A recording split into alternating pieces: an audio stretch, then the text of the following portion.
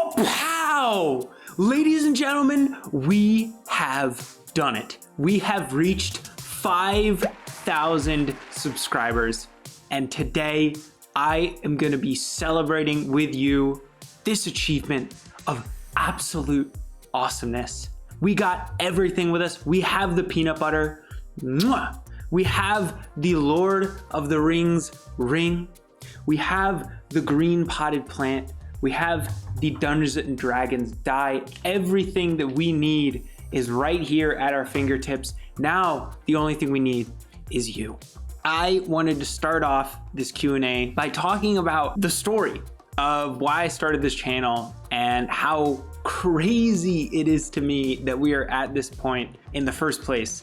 Because to be honest, I did not think I would be here when starting my channel, all right? And I couldn't be here without you. So I have to thank you from the bottom of my heart for making it even possible to get here in the first place. So what is the story behind this cluster heck of a channel that has become gamification, PKM, and meta learning, as well as just random stuff, dating for some reason? I don't know how that got in there. I started this about 3 years ago in March of 2020. Yeah, start of COVID. And I remember I was going through a particularly rough period back then. I was on my anabolic diet because I thought that I needed to lose 30 pounds after looking in the mirror and pretty much going, gross. So I went on YouTube and searched up how to lose weight fast. Yeah.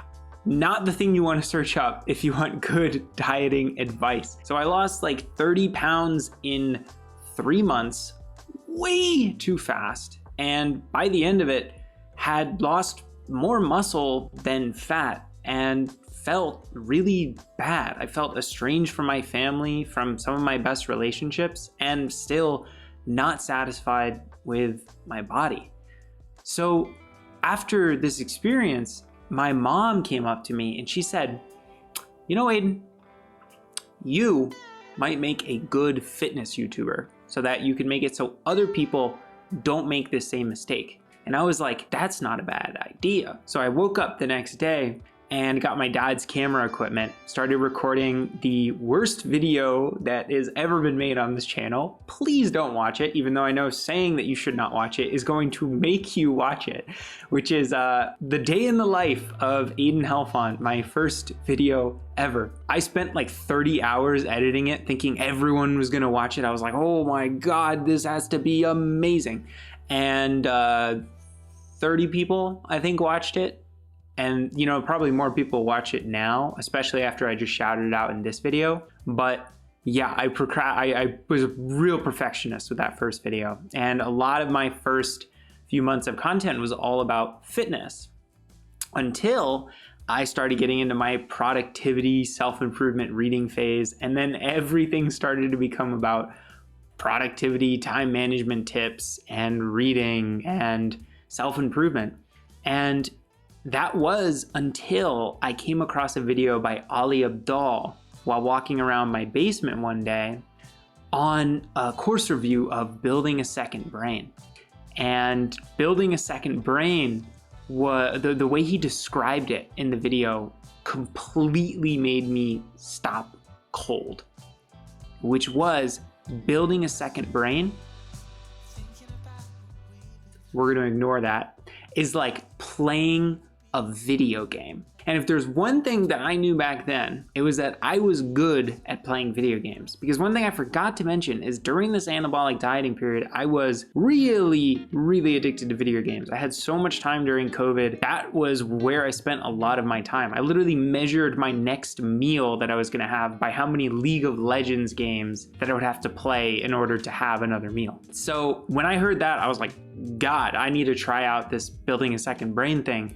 And I dove into it. I took BASB 14, and then I realized like, well, I should probably be more serious about this whole YouTube thing if I'm gonna start making content on PKM. So I took PTYA 4 with Ali Abdaal.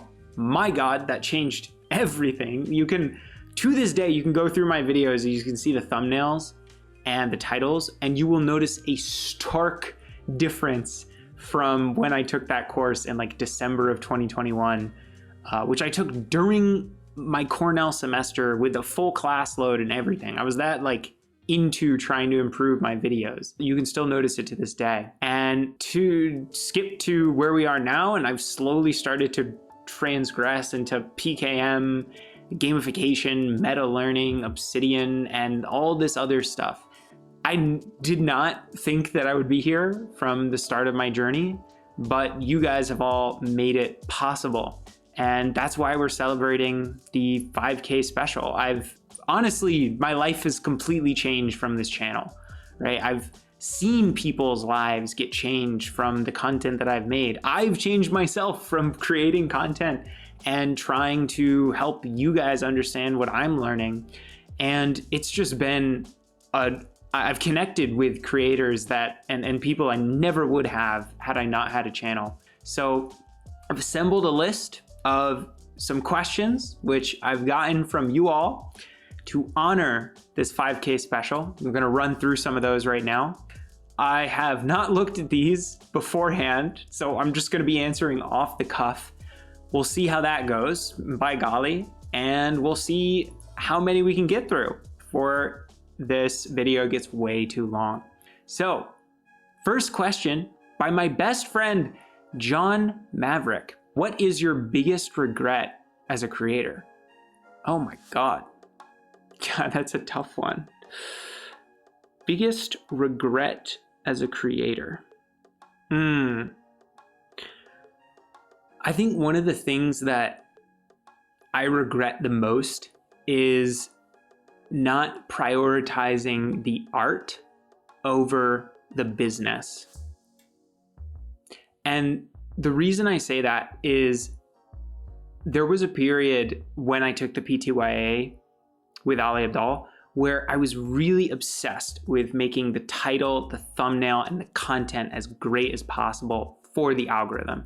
I would analyze my analytics. I would create videos that I thought would do really well based on what other videos were. And yes, it was cool seeing the view numbers go up and the revenue of my business go up. But at the same time, I felt like the soul inside of my content had been sucked from me. Like what I was creating, I didn't really want to create. It didn't speak to my soul. And now I feel like if I'm gonna create something, what's the point in creating it unless I really feel like it means something to me? And now I understand that some people do want to create more for the business side, and that's totally cool, right? But personally, me, I want to mostly prioritize the art and have the business be there, but not be the focal point. I care more about the art than I do about the business. And that took me a long, long time to realize. And John actually had a second question, which is, oh my God, who is your celebrity crush? Put me on the spot here, John. I don't really know that many celebrities because I'm not really a celebrity follower, but I'm gonna say,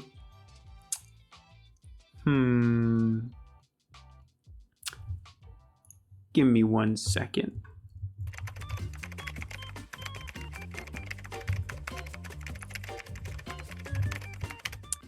Keanu Reeves. Mia asks, are you using Obsidian in your fiction writing? And if so, how?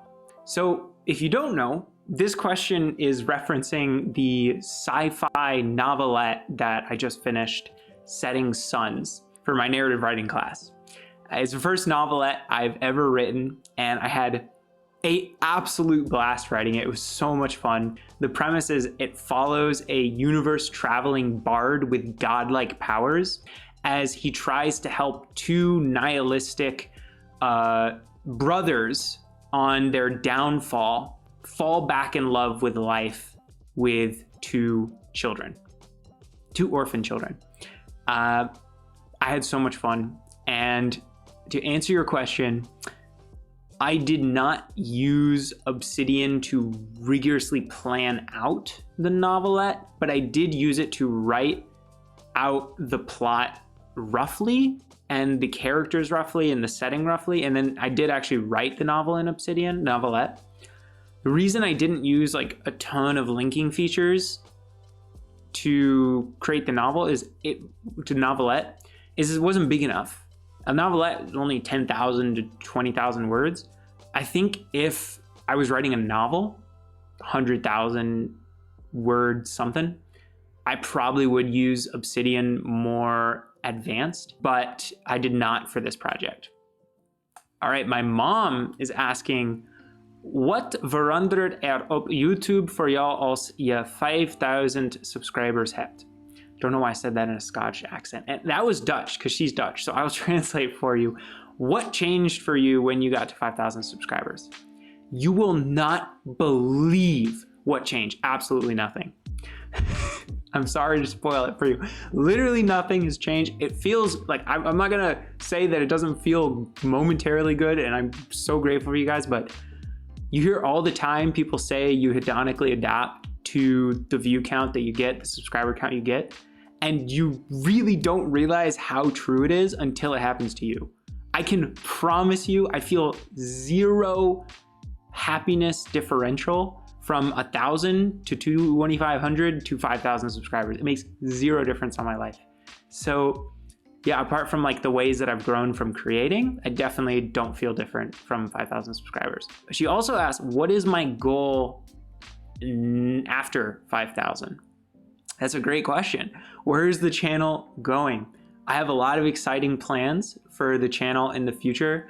One of those is I want to get more into pixel art and drawing, because I just got an iPad Air, my laptop broke, and that doesn't directly affect the YouTube channel, but I am gonna use the drawings in my blog posts to aid my writing. It's gonna be more personal, more playful, and I'm sure some of the drawings will show up in the YouTube videos once I get more into those. As for content, I continue to plan on making Obsidian meta learning gamification content. And I do want to try and create another course at some point. What that course is gonna be really depends on you all and what you're most excited for. I'm personally super excited for a whole number of things. Like, I'd love to make a course on how to gamify your life and turn it into the most fun game imaginable. I'd love to make a course on how to remodel your information diet. I'd love to make a course about lifestyle design and how to create the best life for you using daily, weekly, monthly, quarterly, yearly journaling and reflection. And yeah, I'd love to also write a book someday on hopefully gamification in some way, a memoir, combination of the two. That would be awesome. But a large amount of this is going to be up to you guys and what you'd like me to do. I plan to continue creating on my newsletter, on the podcast. I just love creating so much. Okay, from Michila, I'm so interested in the content of that happiness mock.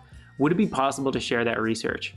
So you're in luck, because a lot of people don't know, but my whole Obsidian vault is actually published online on my Obsidian published website. So if you go there from the link in the description, you can see all of my notes, not my journal entries, because I don't think you want to read those, right? There's some weird stuff in there.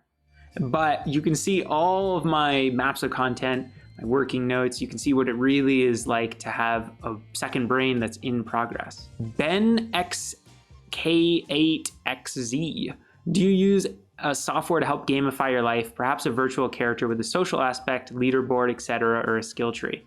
I do. I use Habitica, which is a gamified task management app that is freaking awesome. I've created a video on how I use it to gamify my task management, which I highly recommend you check out up above if you're into the whole concept of gamification.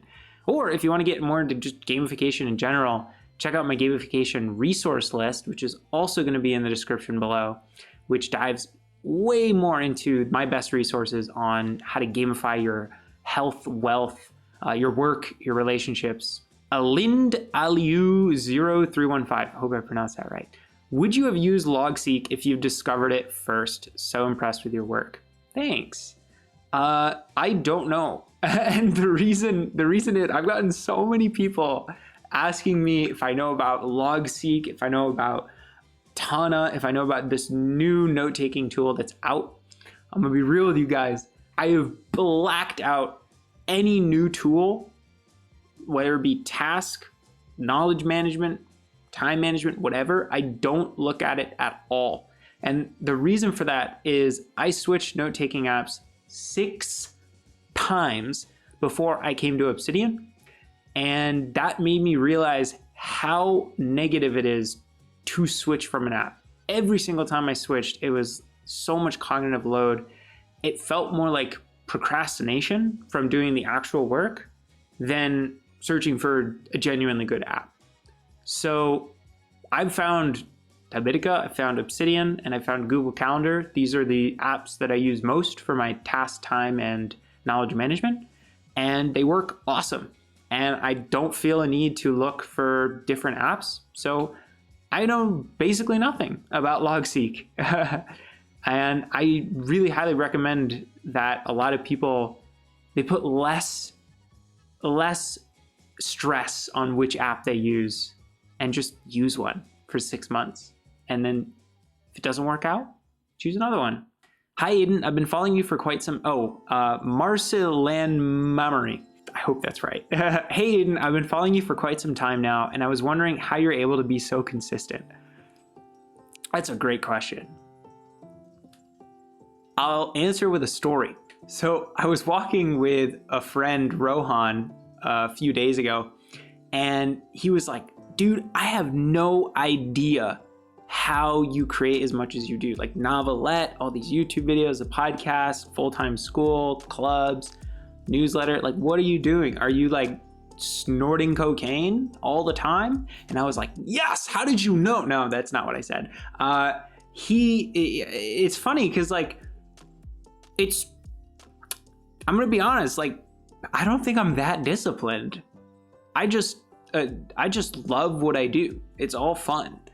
And I think that's been the secret for me is I've made the process of creating so fun that I want to do it in itself, right? And I think there's no better testament to that than telling you when and in what context I'm recording this Q&A video right now.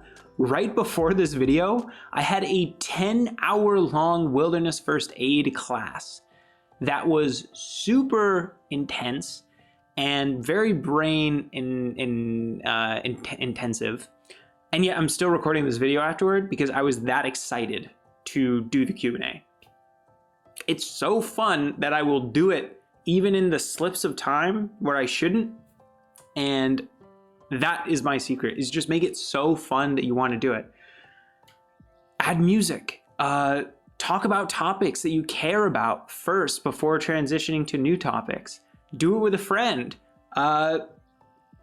Just find some way to make it fun and trust in the process. Realize that it might not be fun right off the bat, but we build passion for things over time, right? I wasn't like ecstatic about YouTube when I first started, and yet now it's why I get up in the morning. It's so much fun.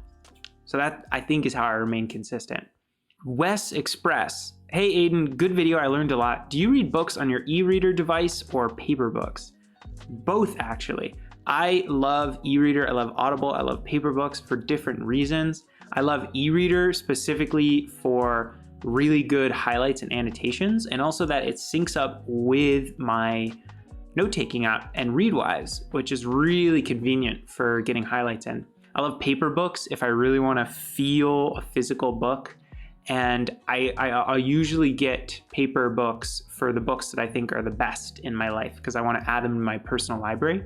And then I love Audible for walks, for bike rides, for exercise, and also to test out a book if I should read it more intensively through Kindle or through Paperbook, because it's easier to consume something through Audible. At Aaron Guerra 9095, is that a Stormlight Archive background? Great vid. Yes, it definitely is. This was in a video where I had my computer screen with some Stormlight Archive background in the back. I think it was Zeth with a blue spear. I freaking love the Stormlight Archives. It's my favorite fantasy series. I've read it 3 separate times, even though it's 4 books long and each one is like 1,200 words. My brother has read pretty much the whole thing through twice now. Talked about it on our podcast. It's just phenomenal. I highly recommend everyone stops this video and checks it out. Actually, don't stop this video. Keep watching, but maybe check it out afterward. All right, it's great, I promise. At K Soon Soon, if a person's life is not infinite, how can life is an infinite game be true? That's a great point. So what K Soon Soon is referring to is one of my philosophies for living life, which is that life is an infinite game. And the idea behind this is that not that life is literally infinite, because it's not, but that treating life as an infinite game, and not necessarily like literally as if it's gonna last forever, but rather the people you interact with, you will see more than once. You will see them in the future. Even if you don't think you will, just act like you will. The work that you do, you wouldn't do work if that you hated if you were treating your life as an infinite game. You would do work that you felt like was meaningful, had something to provide to the world. So the mindset means less about literally life being an infinite game and more, if you treat it like it kind of is, you're more kind, you're more diligent with looking at the long term rather than the short term. At Kelly Sharp 2122, what different states do you have for your notes? That is a great question. And I think I'm actually going to go into Obsidian to show this. So what different states do I have? Let's go to my happiness mock as an example. So what Kelly's referring to is at the top of the, wow, that's not a good example. That's just one that has, what Kelly's referring to is this right up here, these tags at the top of my notes. So as you might be able to see, this is a sapling, and this tag is supposed to represent how developed a node is in my system. So this one is, because it's a sapling, not very developed, right? I like using trees and plants as an analogy for development. So it goes from sapling to fern to tree. The reason I think it's cool to see the states of the notes is it gives you an idea for how well thought out an idea is in your system, which makes it really cool if you want to see, okay, what ideas have I fleshed out the most? What is stuff that I've really put a lot of consideration into? You can search for your notes of the evergreen status, like the ones that have trees. And that is a really cool thing. So let's see, what's another one? Here's a fern. That's a good example. And can we find a tree? Here's a tree. Here we go, hedonic adaptation. So that's a good example of the evergreen note.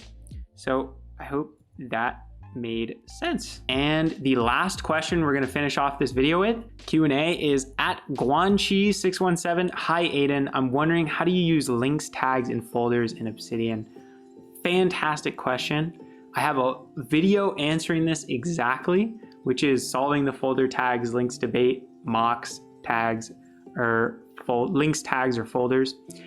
I'm going to summarize what I say in that video, which is I use mainly links, and I do that in the forms of maps of content, which are simply notes with a bunch of other notes linked inside of them. So I showed you one of them earlier in my happiness mock, and the reason I like mocks so much is because they allow you to think both top down and bottom up. I'm gonna show you my happiness mock to describe this. As you can see, my happiness mock, right now, we're looking at it from a top-down view, which has all of my notes relevant to happiness inside of this note. And this is really cool because I can see all of my thinking about it. But if I want to go deeper in, more specific, I can just go here, and then here, and then here. And this is awesome because it allows me to think both bottom up and top down. I can think bottom up by connecting individual notes together and finding novel insights. And I can think top down by putting all those, a ton of individual notes and then seeing it from a higher order view. So I hope that was helpful.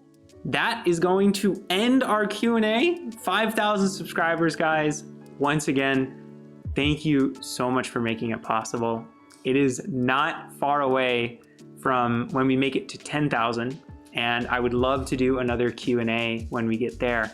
So if you have more questions, leave them in the comments below, and I will be sure to add them to the next Q&A that we have. As always, have a fantastic rest of your day. Eat some peanut butter, and bye-bye.